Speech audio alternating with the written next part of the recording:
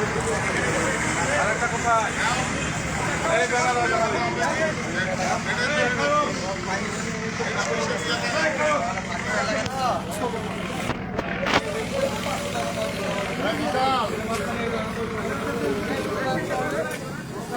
এই শুনে লিখে কোথায় লিখে কোথায় যে মানববন্ধন চলছে বা ওটা পরে লিখে দিতে হবে, লাইভ শুরু করে পরে লিখে দিতে হবে। লাইভ তো চালু করে দিয়েছে, লাইভ চালু করে পরে পোস্ট করার সময় লিখে দিতে হবে।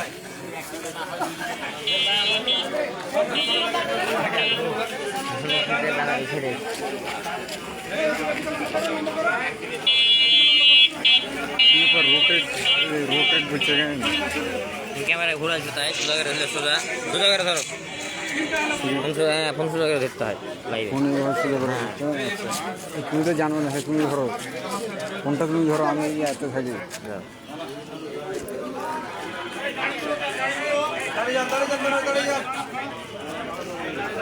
মানববন্ধনটাকে মিডিলে নিতে হবে বড় ভাই।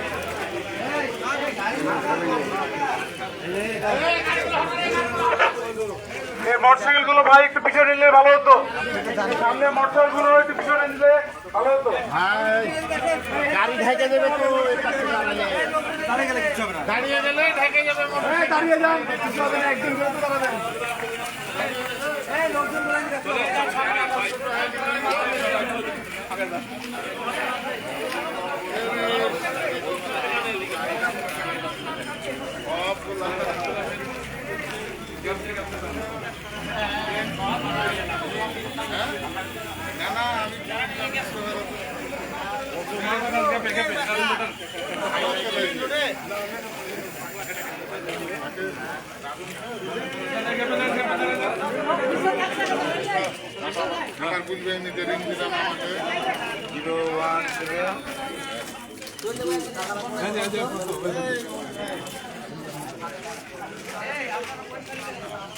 ছোট ভাই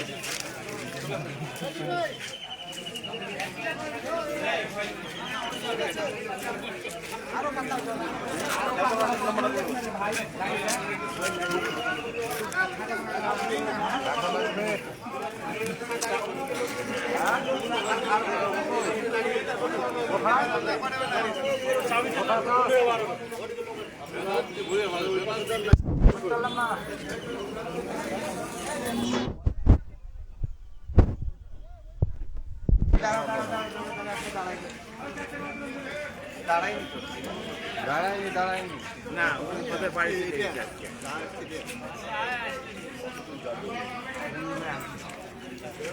ভাই কেমন আছো? বিশাল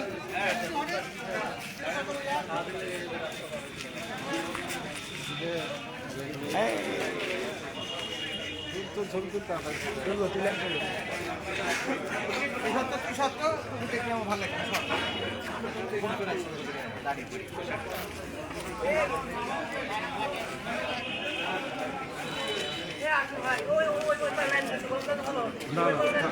এক সাইডে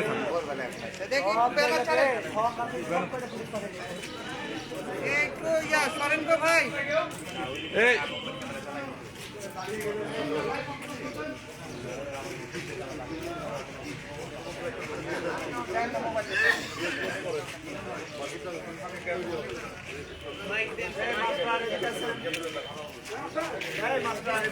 মামা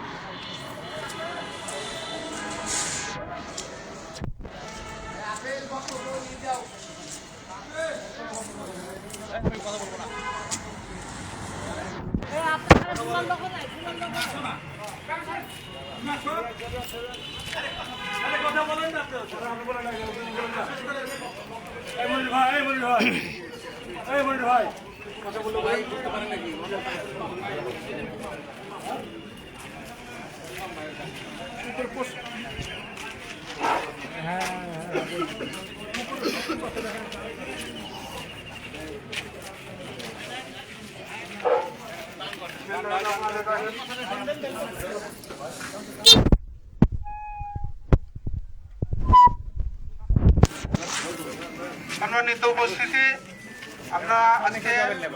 আমরা বিএমডিএ কর্তৃপক্ষের, বরেন্দ্র কর্তৃপক্ষের কর্মকর্তা কর্মচারী গণ ও কৃষকদের সমন্বয়ে একটি মানববন্ধনে সব উপস্থিত হয়েছি। আপনারা সকলে অবগত আছেন যে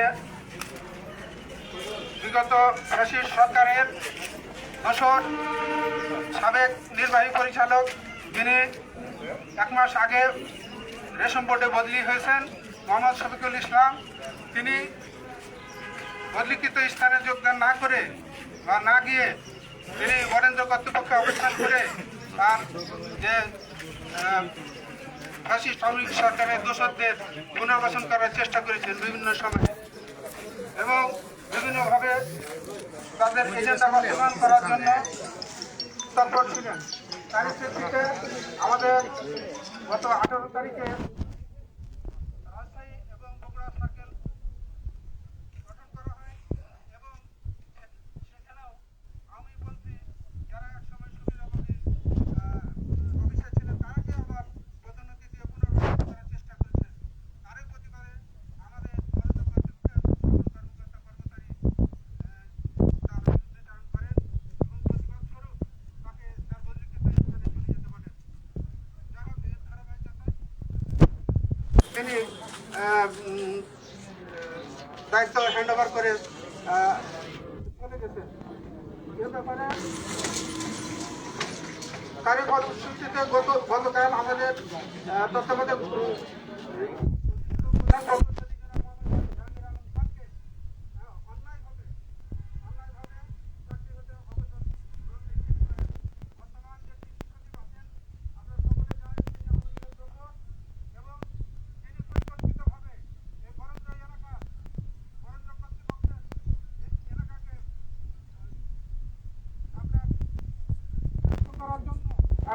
আপনার চেষ্টা চালিয়ে যাচ্ছেন।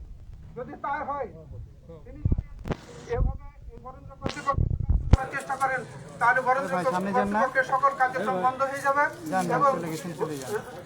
এবং কৃষকদের মাঠ পর্যায়ে ক্ষতিগ্রস্ত হবে এবং এই সরকারের ভাবমূর্তি ক্ষুণ্ণ হবে। তাই আমরা অবিলম্বে জাহাঙ্গীর আলম খানের বিরুদ্ধে যে অবসরের যে পত্র জারি হয়েছে সেটা আমরা প্রত্যাহার জানাচ্ছি এবং তাকে পুনর্বাসনের দাবি জানাচ্ছি। এ বলে আমার বক্তব্য শেষ করছি। আসসালামু আলাইকুম ওয়া রাহমাতুল্লাহি ওয়া বারাকাতুহু।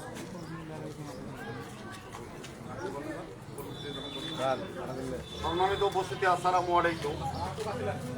আমরা এখানে কি জন্য দাঁড়িয়েছি আপনারা নিশ্চয়ই কিছুটা অবগত হয়েছে।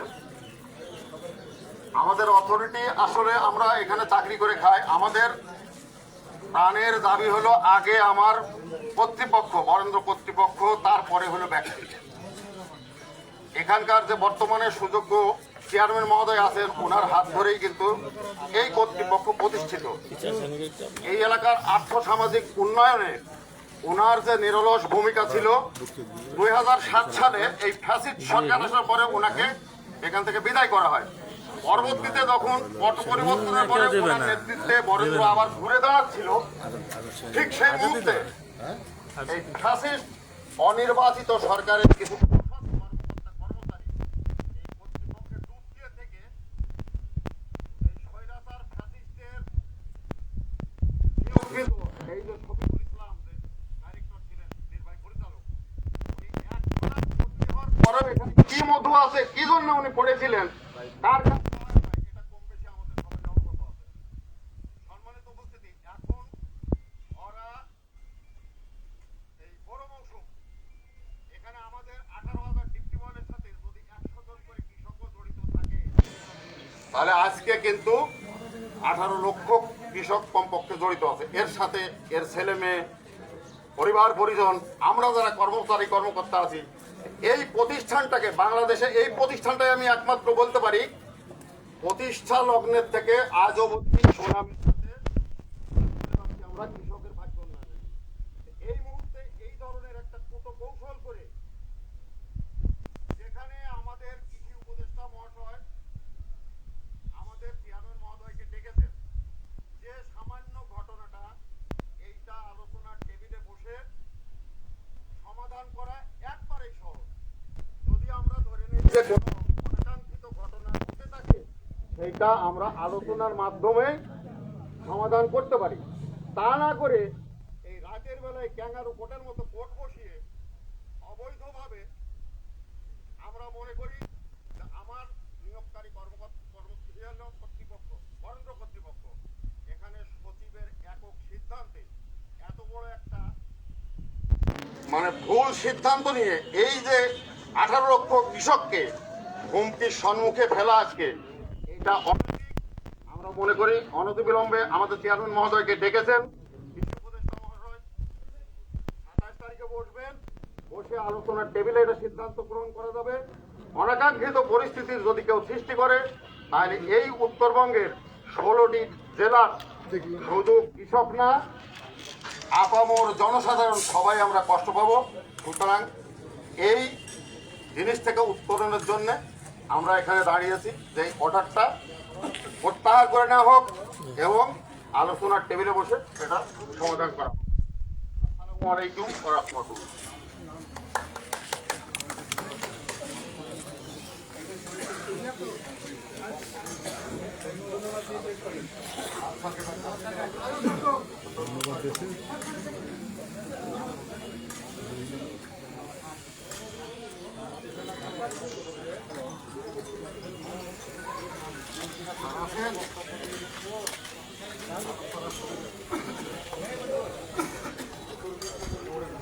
বক্তার নাম এবং পরিচয়টা বলবেন। আর কিছু বলার নাই, ওনারা যেটা বলছে ওনাদের দাবি দেওয়া। সবাই আপনারা এসছেন আজকে ওনাদের ডাকি থানাতে, সবাইকে অনেক অনেক ধন্যবাদ। আসসালামু আলাইকুম।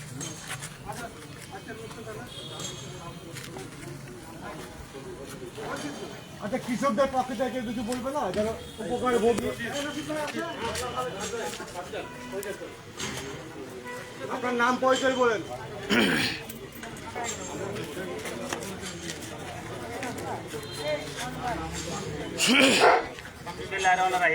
আজকে যে মানববন্ধন আমরা করছি, আমি কিন্তু কৃষক কাকনহাট থেকে এসেছি। জাহাঙ্গীর স্যারকে আমি 2008 সাল থেকে আমি চিনি। জাহাঙ্গীর স্যার যে বরেন্দ্রর কত উপকার এই এলাকার সাধারণ কৃষকের করেছে সেই জন্য আমরা খুব আনন্দিত। কিন্তু রাতের আধারে যে ফ্যাসিস্ট হাসিনা সরকারের যে দালাল, আপনারা হয়তো জানেন কি জানেন না, আমি এই বরেন্দ্রর একটা ফেসবুকে দেখেছিলাম 5 আগস্ট যখন এই শেখ হাসিনা পালিয়ে গেল তার 1 মাস আগে শফিকুল ইসলাম কিন্তু আপনার বরেন্দ্রর এই আপনার ইডি হিসেবে নিয়োগ পায়। তারপরে উনি এখানে এখন থেকে 7 মাস হয়ে গেল, উনাকে রেশম বোর্ডে বদলি করার পর উনি যাচ্ছে না। তার মানে বরেন্দ্রকে উনি খুব মানে নষ্ট করার জন্য যাহা যাহা করার দরকার উনি কিন্তু করার জন্য চেষ্টা চালাচ্ছে। এটা আমরা কৃষক প্রতিনিধি হিসেবে আমার কাছে এটা মনে হচ্ছে। কিন্তু এই শফিকুল ইসলামকে যেভাবে উনি এই কৃষি সচিবকে কাছে যে বললো যে আমরা এই করছে, কৃষি সচিব হয়তো বিষয়টা জানে না, টেবিলে বসলে সেই জিনিসটা সমাধান হয়ে যেত। কিন্তু আমরা বলতে চাই জাহাঙ্গীর স্যারকে অতি তাড়াতাড়ি আপনার এই শপথে পুনর্বহাল করা হোক এ দাবি জানাচ্ছি বলে আমি আমার বক্তব্য। আপনার নাম মোহাম্মদ আব্দুর রশিদ, কৃষক প্রতিনিধি কাকনহাট। সবাইকে ধন্যবাদ জানাচ্ছি। আসসালামু আলাইকুম। সাইডে লেগেন, সাইডে লেগেন।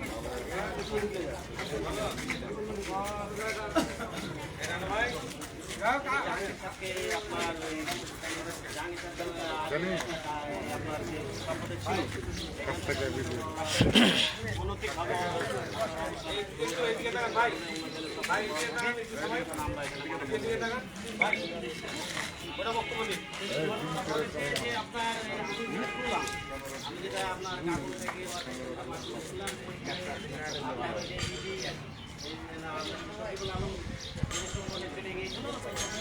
আপনার জাহাঙ্গীর থাকে এই জায়গাতে চারটে হস্তক্ষেপ করার জন্য বলছিল সেই জিনিসটা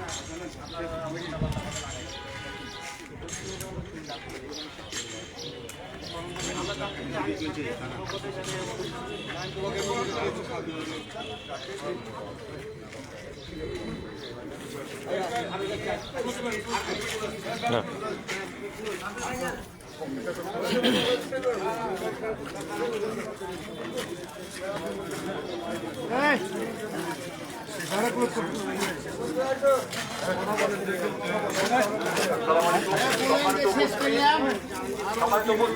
আজকের এই মানববন্ধনে যারা অংশগ্রহণ করেছিলেন তাদের সকলকে আমরা কৃতজ্ঞতা এবং ধন্যবাদ জানাই। সেই ক্ষেত্রে আজকে এই মানববন্ধনটি আমাদের এখানে শেষ হলো আর কি। সবাইকে দূর দূরান্ত থেকে আসার জন্য ধন্যবাদ এবং কৃতজ্ঞতা। সবাই আবার যার যার জায়গাতে ফিরে যাবো এই প্রত্যাশা ব্যক্ত করে আজকের মানববন্ধন শেষ করছি। আসসালামু আলাইকুম।